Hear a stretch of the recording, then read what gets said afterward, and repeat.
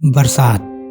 उस शाम फिर बड़ी ही चालाकी से फिर से दीपू ने मेरा हाथ छुड़ाया और बड़े रुआब से फलों की उस दुकान में घुस गया जहाँ कोई हर रोज बड़े प्यार से उसे एक चॉकलेट देता था। ऐसा वह रोज करता था। हालांकि मुझे फलों वाले चाचा के अलावा वहाँ कभी कोई दिखा नहीं, लेकिन दीपू हमेशा उस लड़की के बारे में बात करता जो उसे रोज एक चॉकलेट देती थी। खैर, बस आ गई थी और काफी देर से बस स्टैंड पर इंतजार करते करते मेरे पैर भी थक गए थे। मैंने दीपू को आवाज लगाई। अंदर से दीपू दौड़ता हुआ आया और हर रोज की तरह मुझे अपने अंदाज में चॉकलेट दिखाते हुए बस में चढ़ गया। हर बार उसके इस तरह से चॉकलेट दिखाकर मुझे चिढ़ाने पर मैं मुस्कुरा जाता और अनायास ही पीछे मुड़कर फलों की उस दुकान में किसी को खोजने की कोशिश करता। लेकिन ना जाने क्यों हर रोज की तरह फलों वाले चाचा के अलावा मुझे कोई वहां नजर नहीं आता। लगभग 2 साल पहले का वो दिन जब दीपू, मैं और संगीता खुशी खुशी संगीता के घर से आ रहे थे कि अचानक एक तेज रफ्तार वाला ट्रक हमारे सामने आ गया। मुझे कुछ समझ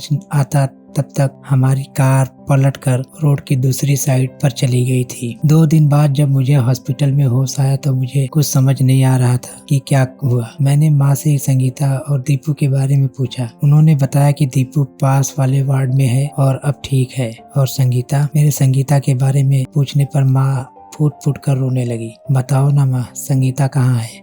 आंसुओं की बूंदों ने तब तक मेरी आंखों भी घेर लिया था। माँ तब कुछ भी नहीं बोल पाई। मुझे संगीता के साथ बिताए हर पल याद आ रहे थे। अभी कल ही तो कह रही थी माँ ने नई सिल्क की साड़ी दी है सालगिरह पर और मेरे लिए कुछ नहीं दिया। मैंने नाराजगी जताते हुए कहा था, आपके लिए मुझे दिया है ना मेरे बुद्धू। मेरे गालों को खींचते हुए उसने बड़े प्यार से कहा था, कितना बदनसीब हूँ मैं, आखिरी बार संगीता को देख भी नहीं पाया। यह सोचकर मैं फुट फुट कर रोने लगा था। पापा चॉकलेट। दीपू की आवाज सुनकर मेरा ध्यान टूटा।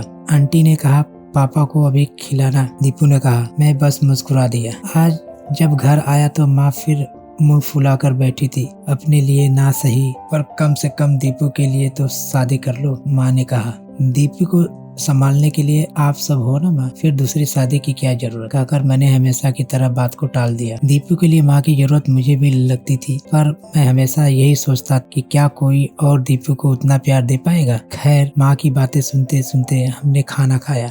अगले दिन दीपू को स्कूल छोड़कर जब मैं ऑफिस आया तो बारिश शुरू हो चुकी थी। आज दिन भर बारिश हुई और शाम तक लगभग पूरे बाजार में पानी भर गया था। ऑफिस बंद हो गया था, लेकिन बारिश बंद होने का इंतजार करते करते 1 घंटा होने को आया था। पास की एक दुकान से मैंने रेनकोट खरीदा और दीपू को लेने स्कूल की तरफ निकला, लेकिन रास्ते में पड़ने वाले नाले की वजह से आगे जाने का रास्ता बिल्कुल बंद था। मैंने दीपू के स्कूल में फोन किया तो पता चला सारे बच्चे स्कूल से जा चुके हैं और दीपू भी उन्हीं के साथ स्कूल से निकल गया। कहाँ गया होगा? थोड़ी देर इंतजार नहीं कर सकता था? मुझे दीपू की चिंता हो रही थी, लेकिन साथ ही उस पर गुस्सा भी आ रहा था। नाले में इतना पानी आ गया था कि निकलना मुश्किल था। तभी मेरे मोबाइल पर एक अनजाने नंबर से कॉल आया। मैंने रिसीव किया तो सामने से किसी लड़की की आवाज आई, दीपू दुकान पर आ गया है, आप चिंता मत कीजिएगा। सामने से आवाज आई, कौन सी दुकान पर और आप कौन बोल रही हैं? मैंने पूछा। चॉकलेट वाली आंटी।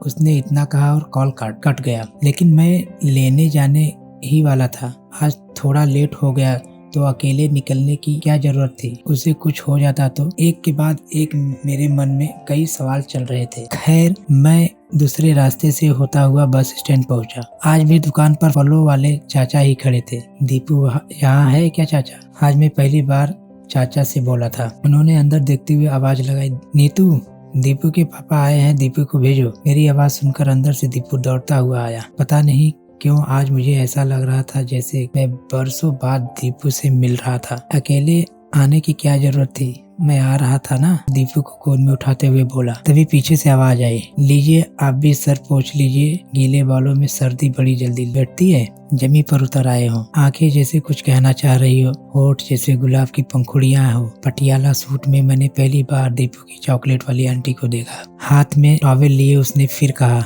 सर पोंछ लीजिए, मैं चाय बना देती हूँ। संगीता भी तो मुझे यही कहती थी। हर बारिश में मुझे उसके साथ भीगना अच्छा लगता था, लेकिन वो सर्दी का बहाना करके पहले तो टाल देती, लेकिन बाद में मुझे भीगता देख खुद भी आ जाती और कहती, आप कहे तो आग में कूद जाए, यह तो सिर्फ बारिश है। और मैं मुस्कुरा कर कहता, जहाँ भी जाएंगे साथ जाएंगे। लेकिन जिंदगी के बीच सफर में ही वो मुझे अकेला छोड़कर चली गई। अगर दीपू ना होता तो मैं कब से उसके पास चला गया होता। सोचते सोचते मेरी आंखों से आंसू आ गए। लो, हो गया ना जुकाम, देखो आंखों से पानी आ गया। मैं मुस्कुराया और मेरे साथ वो भी। संगीता के जाने के बाद आज मैं पहली बार इस तरह मुस्कुराया। घर आने के बाद भी मैं नीतू के बारे में ही सोच रहा था। तभी माँ कमरे में आई। दीपू किसी नीतू आंटी के बारे में बात कर रहा था। ये नीतू कौन है? माँ ने उत्सुकता के साथ पूछा। कोई नहीं है माँ, अब आप सपने बुनना शुरू मत करो, कहकर मैंने माँ की बात को टाल दिया। ठीक है, कोई बात नहीं, पर मेरे बारे में नहीं तो कम से कम दीपू के बारे में सोच। इतना कहकर माँ चली गई। मैं रात भर दीपू और नीतू के बारे में सोचता रहा। मुझे कुछ भी समझ नहीं आ रहा था। मैं बस यही सोच रहा था कि क्या नीतू दीपू को एक माँ का प्यार दे पाएगी। अगले 2-3 दिनों तक नीतू मुझे हमेशा की तरह दिखाई नहीं दी, लेकिन एक दिन वो मुझे मेरे ही ऑफिस के पास एक कोचिंग के पास दिखी। मैंने जाकर नीतू से बात की तो पता चला कि वो